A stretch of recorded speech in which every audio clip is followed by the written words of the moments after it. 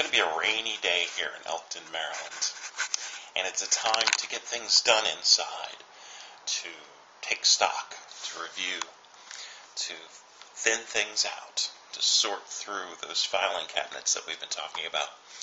And I'm certainly going to be doing that. Had an amazing interview yesterday, and I look forward to everything else that this week holds. So it's a time to take stock and review. So thinning things out, what do we really need in our lives? I have many boxes to go through today to start preparing for the potential move of where I'm going to be living. And as I go through, you ask yourself 3 questions. And the first question, most important question,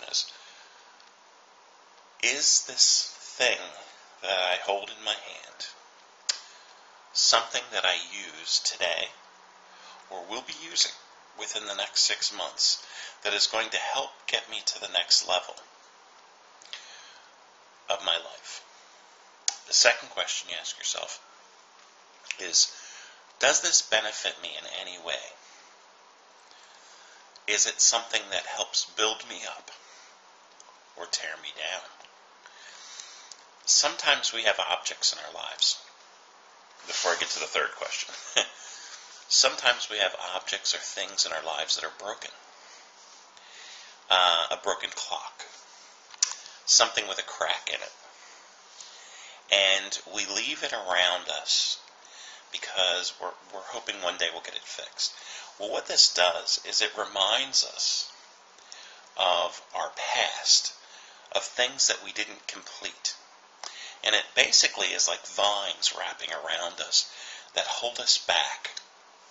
So what you must do, and what I must do, is go through. And if this isn't something that's going to build me up, or if it reminds me of some way of the past where I didn't accomplish something, or I left something to go to the wayside, you don't need that reminder in front of you. So donate it to Goodwill Industries. Why Goodwill? Because I used to work for them. And they're an amazing organization helping people become employed. It's a great, great organization, and you should donate to them before the end of the year so you can get that little tax credit. But additionally, it allows something that maybe,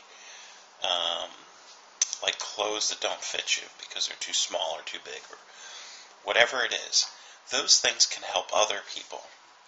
But if you hold or cleave onto things that aren't a good fit for you, what happens is you are allowing your life to be too loose. In other words, anything is possible is true. All things are possible, but not all things are probable, and you heard me say that before. But you need to focus on what you want with a concerted effort and move forward in that direction. So as I go through my boxes today, there'll be papers and things that, of course, you have to hold on to. 7 years of your tax records and things like that. My DD-214 from when I was in the Air Force, and things like that you have required to hold on to. But then there'll be things that I don't need any longer, and I must release them. If they're broken things, they need to get thrown out. If they're things that could help someone else, I'm going to be taking them to the Goodwill Industries. And then, if they're things that are actually going to help build me up, they're going to be set in a special area to come with me to the next step and next phase of my life. It's important that we take inventory and stock of things that are really important. They could be your family. Do you appreciate them enough? Do you tell them that you love them? When's the last time that you sat down with someone you cared about? You may go see them periodically, but have you really just looked them in the eye and say, I want you to know that I love you because, and then let them know. Not just because they're your father or your brother or your sister or your niece or nephew or child. Maybe it's because you see something in them. Tell them that. For we don't know the day nor the hour that we will leave this mortal plane, or that they will. So you must never leave anything unsaid. It's something that if you leave it in a box, it rots. It becomes dusty. It becomes never used. It's bad. So you need to open that up, air it out, and let it have its place in the universe. It's very important that you do that.